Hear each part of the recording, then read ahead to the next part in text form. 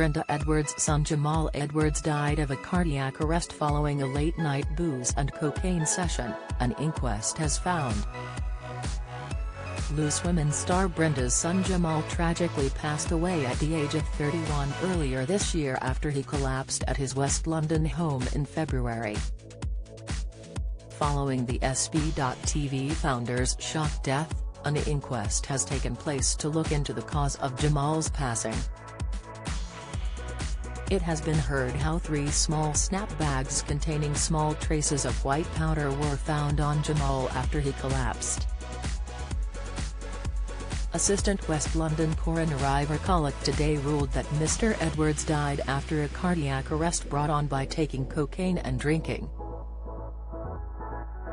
His heartbroken mum, Brenda, described him as a beautiful and selfless person in a statement read to the inquest. The DJ and founder of online R&B/hip-hop platform SB. TV had returned to his home in Acton after 4 a.m. after playing a DJ set in North London before he sat up drinking with a pal, Nick Hopper, who was living in an annex of the house. After a while Mr. Edwards became erratic and paranoid and began throwing objects around the room before collapsing, the inquest was told. Despite the best efforts of Mr. Hopper and later his uncle, Rodney Artman, as well as paramedics, Mr. Edwards did not wake up and was declared dead at 10:36 a.m. on Sunday, February 20. Mr. Hopper said in a statement read to the inquest by the coroner, "When he came in he appeared to be his normal self and it appeared that he had just been out. We began to chat, smoke some weed and drink. He told me he was under a lot of pressure. There were periods of talking followed by silences. Over time Jamal became quite paranoid and was saying I had things in my hands when I didn't. Anytime I moved he began panicking. I told him to calm down, but he became increasingly irate. He was grabbing things, throwing them around the room. He was panicking and sweating. I spent ages trying to get him to open the door." Mr. Hopper said that he kept trying to open a window, but Mr. Edwards wouldn't let him and he eventually collapsed unconscious by the bathroom door. After 9:30 a.m. Mr. Edwards' uncle arrived and he said he performed CPR for about 10 minutes until paramedics arrived and took over, but they were unable to resuscitate them. The inquest heard that police treated the death as non-suspicious, but found 3 small snap bags with the remnants of white powder in Mr. Edwards' pocket. Toxicology tests found cocaine and alcohol in his system, but no cannabis.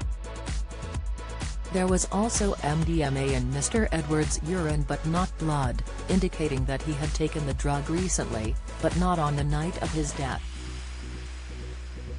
In a statement, Met Police Detective Sergeant Luke Taylor said, "There were no signs of trauma to either party."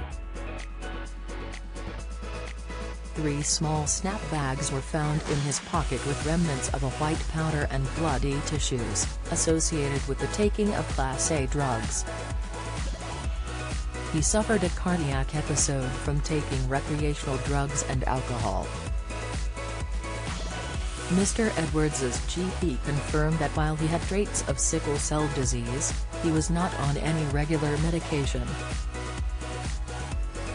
Summing up at West London Coroner's Court, Mr. Collett said, he had worked as a DJ at a venue in Islington. At around 4:30 a.m. he arrived at home and joined his close friend. They had some drinks and had arranged to smoke cannabis. Although he appeared normal at first, his behavior changed and he exhibited signs of anxiety, paranoia and irritation. Despite his friend's efforts to calm him down, he began throwing things around the room before collapsing on the floor. The police found drug paraphernalia. The toxicology tests found recent evidence of drug use. The insinuation is that Jamal had taken cocaine in sufficient quantity to cause an adverse reaction brought about by cocaine toxicity.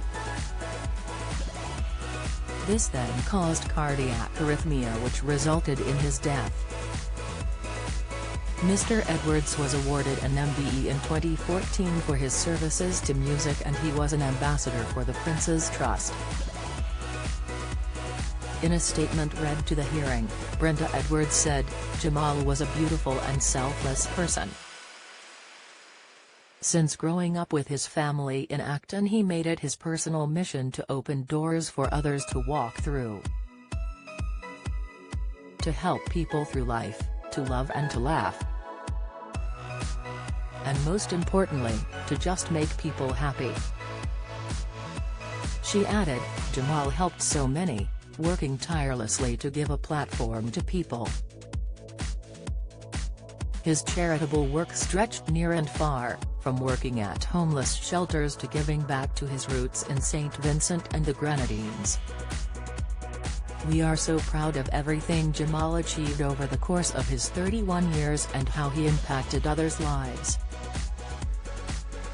We miss him so much."